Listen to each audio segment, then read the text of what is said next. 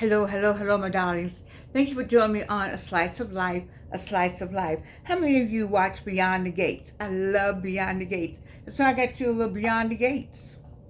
There's some Beyond the Gates hair here. All right, but I want to talk to you tonight. I want to share with you tonight my love for music. Those of you who came to the One Woman Show back in 2020, it's time for, we're in 2025.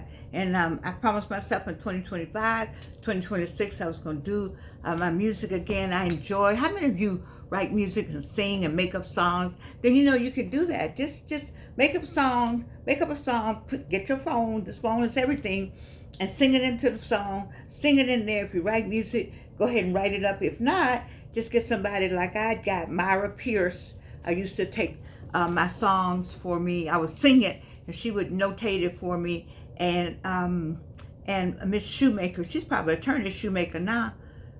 Well, these were two students, and then of course the famous Phil Davis. Phil Davis, the musician, but he and his father, but it was the young one, the one at Clark Atlanta University. Those were the ones, because Melinda Clark got me all these people, but the original note taker was that winner, Palmer Hunter, up in Maryland, when we did our first song, which I'm going to talk to you tonight about, Man Without Hate. No, I mean, It's a New Day, back in 1968 and 69. That's how long my music has been out here. And this is, and the lyrics are the same. The lyrics are good from 1968 to 69. The song that I want to start off with, It's a New Day. You hear me talk about It's a New Day. All this music is from the play that I have never produced. I did talk to Mr. Dr., I think his name, James Cochran. He's a musician himself, about doing the play at Southwest Atlanta. I haven't gotten to play. I know I have Byron Saunders who would help me, and Francois Craig who would help me, and Archbishop John Lewis who would help me, and my people who do plays around Atlanta. I could get some help. Alice Walker, probably let I can go out there and have it at the Art Center. Malawi, Attorney Malawi Davis always said, anything you want to do, Jordan, we could do it out here. Let's you want to do a one-woman show, whatever you want to do.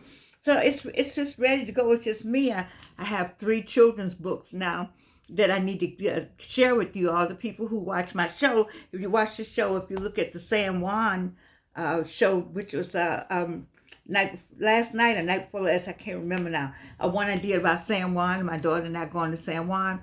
Then there's a children's book link to that story. So needless to say, I am busy. Busy has been good for me. Busy is good for me. I talked to someone today, a good friend of mine. He doesn't mind, Frank Turpin. I talked to Frank today, and I wanted to talk to people. I enjoy talking to people and I talked to Coco today too about just, it's life has its challenges. It really does. And for me, it's a really challenge to have the talents that God has given me, and seemingly sometimes I can't get them all out. Now I'm into the singing. I'm definitely into the singing. This is all singing hair. This is singing hair and show business hair and all that kind of stuff. But I want to do something different tonight. So this is singing hair. And so the play is Ain't Nobody Dancing. I finished the play in 1990. I started off with 3 people. Still my idea. I wanted to do a play with people. That was a time where I didn't think I could do anything on my own. My daughter has announced it more than once to me about how I think I had to go get somebody, and I just felt insecure myself. I didn't have a feeling of security or accomplishment. Just people were thinking that I thought I was accomplished, and I never really thought that about myself. And so it's some degree of low self-esteem. I had to get myself up out of that, and so I'm being honest about what it was all about. And so I went and found some people to do the play with me. But when I started doing the play, I wanted it to be a musical. So I took off and just finished it myself. And now it's still sitting there, and the music is what you hear. Those of you who came to the One Woman Show, that was all the music was from the play Ain't Nobody Dancing. The truth about the Ain't Nobody Dancing play, let me just say this part. I sent this afternoon, I sent it to Eartha Kitt before she passed away, and she wrote me a nice note about, an encouraging note about her playing a lead role. But I knew I had to get some money, how to do that. I didn't know what I didn't know writing a letter to Eartha Kitt would get a letter back. in her handwriting to me, which somebody, when they stole my jewelry in the West End when I was running for city council, which now, okay, I was running for 4th District where I lived somewhere differently than where I am now for the time being. Then they broke into the house and stole my mother's jewelry, and in there was a letter from the original letter from Eartha Kitt. And I do know where I think it all landed, but it doesn't matter because I had a copy of the letter. Thank God, God gave me a copy of the letter, but I'm digressing. So Eartha Kitt, I was on my way to letting her, I want her to be the lead person in the play, a magnificent play. You all know when I do things, and I didn't believe myself this magnificent, but I look back on it now and I think about, wow, Georgianne, you had some really, the music is good coming out of it, and I think with the right people, and I got the encouragement myself now, with the right people, we could get this play moving. I love Janice Liddell. She has given me the impetus I think I need to keep going because she keeps her plays going. Those of us that creative people understand creative people. And then some of you may understand a creative person like me, and you may not. You can say, "Ooh, she does too much." I had a classmate, Dolores Young Strawbridge, my classmate, my roommate too, used to say, "Oh, you just do too much." And I used to take that as, "Oh my God, I need to stop doing so much." But now I look back on it and I'm glad I do a lot. I'm glad I learned from that. I didn't know that was a plus to be able to do a lot. And when we were all young, it just seemed like when you go to school, you need to be just teaching school. And I didn't just teach school. I just kept doing other things. So I digress. I'm saying that to say I learned a lot. And I've learned that having these talents, God He gave gifts, and He gave me a plethora of them. I mean, I got a whole bunch of them, and that's not a minus. That it's a minus when you don't use them, when you don't do what He said. But it's not a minus when you're able to get them categorized and get a system. And so you notice I've had a system of the books are out, the children's books will be up, the vests. There's some people in Atlanta that have a line of vests, the Aunt Eleanor vests, that my daughter and I, we had those vests, and I still have them. They're faux fur vests, but I got some designs you all would die for. I have some designs you would die for. But but Beverly Maddox, the person who runs the other side of my life, technology-wise, would say, "Well, Georgianne, how you gonna get all this done?" I don't know, but the best will get done.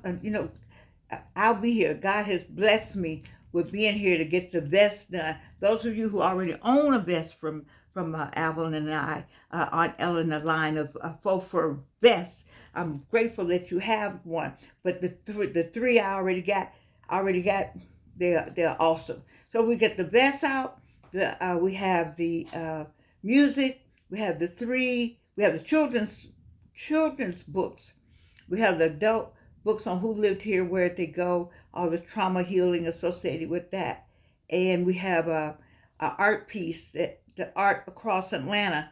You've heard me talk about the Art Across Atlanta, a citywide art project that I'm hoping that the planning or city of Atlanta will take on. And then I have my own personal art piece. It's been in the yard forever. People who've been to my house always ask, why is that on the side of the house? And I always say it's part of my art project that I would like to do and present over at Trevor Arnett or at Spelman, whomever will take it. I don't have it all up yet. I need a carpenter to help me. I don't need a carpenter. I need a really good handyman. I might need a carpenter. No, I need a person that really knows how to screw and screwdrivers. That's all. If you know how to put things up, you know how to build, then you can, because it's a piece that I got to build on. So you see how you see what God got all that, and all of us, that's the people on the other side of the screen that you know how to do several things, and you just haven't gotten into it yet, but you will, and it's okay. I need for you to know it's okay. It's okay. Whatever the things you know how to do them. Do them and do them well. See, you just don't want. See, I don't want to just when you got a number of talents and you half-ass do them. That's not what. Dr. King said, if you're gonna sweep the streets, be the best street sweeper ever. And that's how I feel about it. I'm not going to put anything out that is mediocre if I can help it. If I can help it. I don't want to do mediocrity. Mediocrity is not what Georgianne Thomas, that's not my brand. That's not my brand. And I said all that to say that's not your brand either. So let's get moving. Let's get moving. It's the politics. You can go to Tabitha, go to Joy, go to what's it, Lemon, and go to Roland. That's the politics. But with me, we're gonna talk about motivation and continuing our tread and our journey as we move from 45 to 105. I'm moving you on. And tonight, I want to give you those who are thinking about your music, thinking about getting that music out. Don't think about it. 26, get that music out. You said, well, I'm X number ages. Well, I'm 83. My music came out officially at age 77. So if you're 77 or younger, you still got time to get your music out. If you over 77, you still got time to get your music out. You here today? Well, you're here today because here today, gone tomorrow, baby. So get it done, get it done, get it done, get it done. People on the other side of my screen, you got things to do. You have things to do, and you do. You can procrastinate, and you can tell me every week I'm doing something. Every week I'm going to do it. Every week I'm going to do it. And one day, you're going to get up and actually do it. You're going to make yourself get up and do that thing. Do what you all say, do that thing with the kid. What is this right here? Is it time for me to do this? I don't know. My little Gigi taught me that. Then I saw Tamron said somebody had just taught her that also. I love Black people. I know we came up with that. I love us. Oh my God. And when I see the other people doing that, okay, I'm just saying. All right, so let's talk about the first song. I want to talk about let me see, the one I want to get on, what I want to do. Oh, I had it in my mind. I don't know what you want me to say. It's a new day. Now you've heard me sing that. I've sung that because I say it's a new day. I don't know what you want me to do. Life's a new way. So if you want to do this with no music, I got a keyboard over there, but all that don't. So we're gonna do it like that today. So what? I don't know what you want me to do. I don't know what you want me to say. It's a new day. I wrote that song in 1969. That was the first song that came to me after they killed my dad. So that's a whole different thing. That's a whole different conversation. I shouldn't say it like that. After my dad died, I put it like that. But anyway, that music just came to me. He was a musician. I said, Dad, you're trying to get to what you're trying to tell me, Daddy. I know you. I feel you. So I kept it in my head. I just had a baby. I just had a baby. And my dad never saw. I was pregnant when he passed away. And so there I was with this song I had to remember. And then my Alvin's father, and he got transferred to the D.C. area, out in Olney, Montgomery County, and I found Edwina. And I sang the song to Edwina. And the reason why I know the song is what it's supposed to be, she cleaned out her garage, maybe before 2020, maybe 2016 somewhere. Edwina cleaned out her garage and found the sheet music and sent it to me. And there I was with that. Now that music I incorporated into the play that I did in 1990 and 91. I can't remember now. When It's a New Day. Not It's a New Day. Ain't Nobody Dancing. So you see, I had the music, I had the play, but It's a New Day. I like it. Now you can find all my music on Amazon, Amazon.com. What else they got out there? It's 27 platforms. I don't know all 27. The people who have Apple, it's on Apple. The people who have Android, it's on Android. And you have to look it up under the One Woman Show on Amazon Music. I believe that's where it is. But anyway, I like it. Can you just? It's just jazzy. This is the half for that. I don't know what you want me to say. See, you have to have all this, and the lights got to be dim. So all this got to be covered up. I'm a real makeup artist. Real makeup artists make me look like that. I do the best I can with myself right now. But it's, this is it. Anyway, I don't know what you want me to say. It's a new day. I own my own music before YouTube. I'm singing my music that I copyrighted on my station. Okay, all right. So the next song I like for just that's a jazz something, and I want Nancy Westmoreland. It was Nancy Westmoreland who got my music first. Jeremy Johnson got it second, but Nancy Westmoreland got it first, and she settled me into how it should move and where it should go. Because I didn't really have a groove. I had something else going. I don't know what you want me to say. I had that kind of thing. She was like, slow that thing down, slow it down. Okay, we slowed it down and gave it a little You see, and so you can feel it. Go to Amazon. The other one I like, I like is now the one that something happened today. I told you I was when he looked back at me, and he looked back at me with so much in his eyes. He looked back like, damn, I love that woman. That's what I thought anyway. He looked back going out the door. But the way he looked back, and I said, wow. I said, something happened today. And I said, that's a song. Something happened today. Something I didn't know. Yeah, something happened. You ever had anybody look at you and you go like, I never had that look. Or you already know what's going on, and you pass each other this look. And that's a Something Happened Today song. Something happened today. Something I didn't know.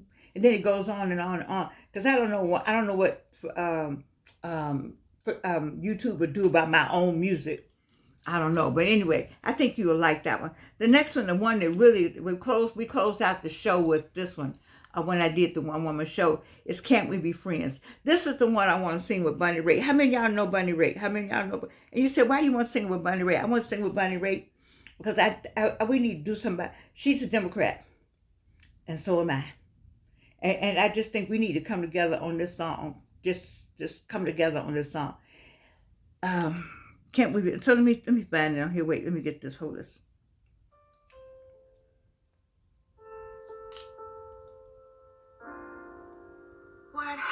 What happened to friendship?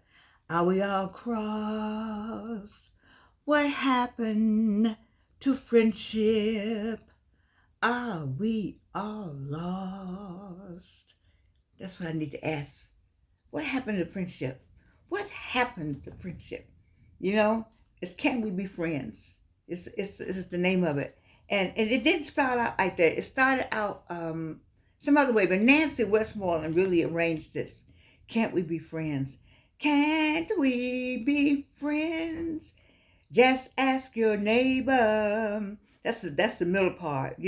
I'm telling you, it's a fabulous song. It's a fabulous song.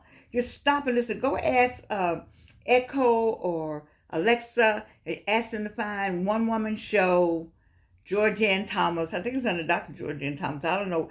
When I put this up here, baby, when I tell you I didn't know what I was doing, God did something. He did all of this. One night, I told you, I was sick. I said, I got to get this up. I was in Alabama. And it's been there ever since. I have no idea how any of it works, but it's up there. And so anyway, Can't We Be Friends? And then the last one for tonight, I think, what I did, It's a New Day, Something Happened Today, Can't We Be Friends, and Man Without Hate. Now that's Jeremy Johnson, Tafasi. He came through by way of Dr. Daniel Black. I'm very grateful. He is also the music director for Big Bethel AME Church. And Jeremy Johnson, he did Man Without Hate. There was a morning. He did no. He arranged it. This is a song I did in 1969. This is another one. I did with a white guy up in D.C. I was the background singer. And after the session I did with him, we did this song together. We wrote it in like 15 minutes. I haven't seen the man anymore in my life. I was 27. I'm now 83. I've only talked to the man once in my life after breast cancer. I think I talked to him in my 50s. So I've only talked to him twice in my life. I don't know where Hal Dias is. Anybody know Hal Dias, Dyess, out of Louisiana? Hal Dias, did he used to sing? Did he remember singing with a black, two black women did the background music? We were trying to be, who was it, a black guy? A white guy who had two black women? What was the name of that group? Anyway, we were trying to be that with him. And I don't even remember the woman in Washington, D.C. that was, we were friends too. You know, I see things slip.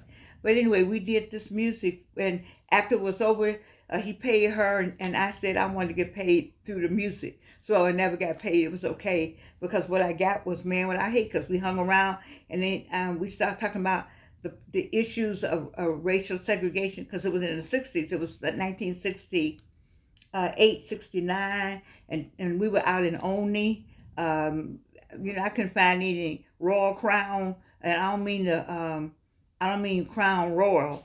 I mean Royal Crown hair grease. Y'all, somebody get that next week. Anyway, so we wrote this piece. I said, why can't we, let's do this Man What I Hate. We got to talking, and I just wrote it down. He said, well, whatever you want to do with it, do with it. And I got his name. I put his name on here with me, on the copyright, and never talked to him anymore. But life went on, and like I said, I was 50-something when I talked to him, and it was 27 when I met him. So we did Man Without Hate, and it's on here also. And the arrangement was done by Jeremy Johnson. I really like this arrangement. I came up with the sound. I wanted the bass. I wanted like a foot, like we were marching, because, you know, like boom, boom, boom, boom. Let me hear. I think they'll let me hear a little bit of it. I don't know. They might. Let me see. That's what I. Oh, there was a morning. See, oh, there was a morning when the day was just a boning. You know, I wanted to have that kind of, maybe kind of ethnic pull over, kind of moaning, kind of it's rough. We can moan on this song. I do hum in the middle of the song. I hum. Because you know how I feel about humming. Dr. Black could tell you that. Anybody who came to my class, you know we hummed up in there. I believe in that humming cleared up, because we're in a spiritual warfare. You see, so I enjoy talking to you all about the music. I just want to share with you, and there's somebody on the other side of the screen always that's talking about your music. You said, well, you're not on the top 10. Don't anybody know you exist. So what? The music is done. I have more music to do. I will finish that music. It doesn't matter if you don't want to listen to it. It's okay. No, nobody, one person like it. It's okay. I like it. It's the same way with you on the other side of the screen. Do your music. Do your writing. Do your sewing. Do whatever it is God told you to do. Don't wait for somebody to say, oh, come on, baby. Let me pat you on the head if you do that. You'll be waiting till Jesus come back. I know, because I did that. We all did that. Even as black people, we waited for white America to say, okay, we love y'all now. Okay, we love y'all now. Not until they didn't vote for Kamala Harris, did collectively we all said, oh, hell no. We are done. We all woke up collectively. Oh, you talking about woke? When they didn't vote for Kamala, a black woman, Madam Vice President, we all said, done. But we used to wait for that. See, we used to wait for that. And the reason why I know we waited for that approval, for that pat on the head, because we did everything we could to be like them. I know during the 60s, you know we did. Now we do whatever we do it because we want to do it. We don't carry our bag properly. We had the gloves on properly. We said everything properly. We did everything properly. We bought everything. We abandoned the black community. When integration comes, we abandoned all of our black businesses and ran to give our money to people who didn't give a flip about us. And once they found out that we loved them so much that we would make them rich, oh, there was a morning when the day was just a boning. I tell you, I love you. I do. Happy Thanksgiving as we work. You know I'm gonna have a Thanksgiving Day. I'm sure I'm gonna have something Thanksgiving Day. Yes, but right now, happy Thanksgiving, whatever that means. To me, it means family. It does not mean that turkey. Not that turkey. Not that turkey that they wouldn't kill. To celebrate that the fact that they will survive the cold winter based on the indigenous people helping them live through it.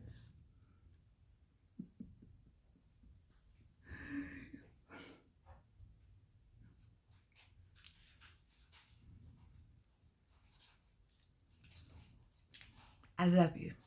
And you can't do anything about it.